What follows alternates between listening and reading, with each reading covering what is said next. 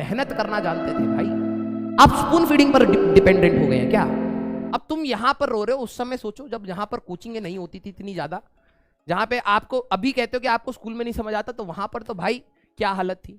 और इतना पुराना क्वेश्चन, इतनी एनालिसिस, आप अभी जब आपके पास सारे रिसोर्सेज हैं, आपको 2 मिनट लगते हैं, आप गूगल पर से सारे सॉल्यूशंस निकाल सकते हो, सब आपके मटेरियल्स आपको पीडीएफ में है, बुक्स में है, एसी लगा हुआ है, सब आपके पास है, तब आपको ये क्वेश्चन भारी लग रहा है।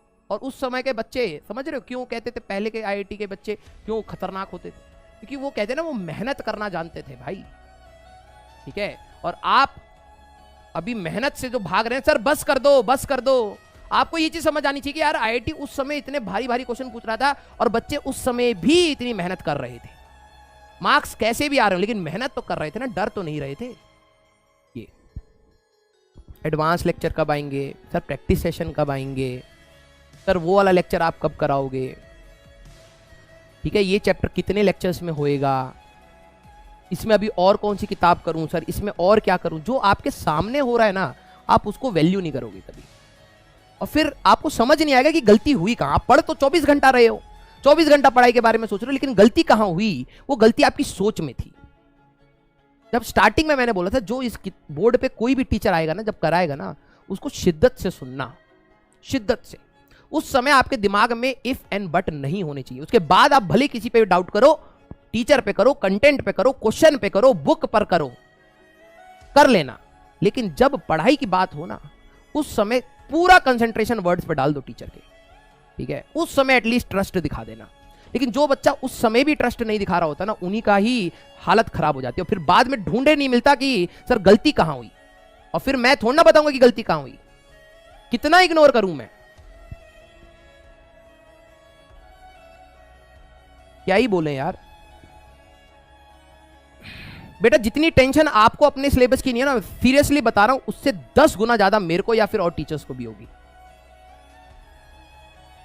तो आपको जो काम दिया जा रहा है ना, अगर मैं अभी आपको सीधे सीरियसली बोल रहा हूं, अगर मैं अभी आप मेरे सामने होते और मैं आपकी कॉपी चेक कर लेता ना, जितना भी आपने लिखा है उतने में से ही अगर मैं पूछ लेता 2 सवाल बिना, आप 2 के 2 का जवाब नहीं दे पाते।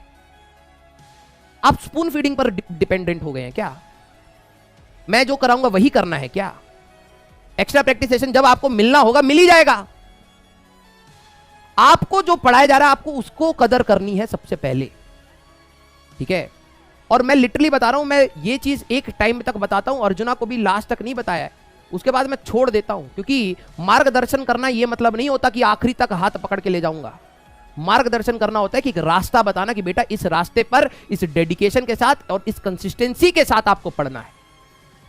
वो मैं सिखा सकता हूं स्टार्टिंग में। आखिरी तक अगर मैं कर रहा हूं तो ये आप सीखे नहीं, आप मेरे पे ही डिपेंडेंट हैं, ठीक है। और लिटरली बिलीव मी, कोई भी टीचर किसी भी स्टूडेंट की रैंक नहीं निकालता है, वो स्टूडेंट खुद निकालता है।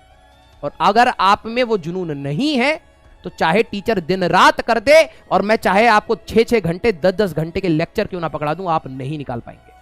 वो आपके अंदर जब खुद से जागरूकता नहीं आएगी ना कि मुझे पढ़ना है और मुझे सीरियस होकर पढ़ना है, फालतू की बकवास नहीं करनी है, ठीक है। मैं संडे को क्लास लेने के लिए तैयार था ना, मैं अपना संडे सेक्रीफाइस कर रहा हूं, आप अपना संडे सेक्रीफाइस कर रहे हैं। जो पढ़ पाएंगे वही तो पढ़ेंगे ना। समझ आ रहा है आपको रैंक कहां से निकल रही है? आपके बकवास करने से तब से मैं कितना इग्नोर करूं भाई, कितना इग्नोर करा जाए। और फिर अभी छुई मुई के जैसे बैठ जाता है, अरे सर ने हमें ये बोल दिया, ऐसा नहीं बोलना चाहिए था। तो मैं सिर्फ आपको खुश करने के लिए तो बात नहीं बोलूंगा ना, जहां सच्चाई है, जहां पर आप गलत हो गए वहां पे तो डांटूंगा ना भाई। ये मेरे कर्तव्य के ही उसमें आता है। अब आपको मेरी डांट बुरी लगेगी, क्यों? क्योंकि आपको मैं कंफर्ट जोन निकलने के लिए बाहर बोलता हूं कि भाई निकलो उस कंफर्ट जोन से बाहर। कभी खुद भी कलम चलाओ, कभी खुद भी रात बुझाओ अपनी,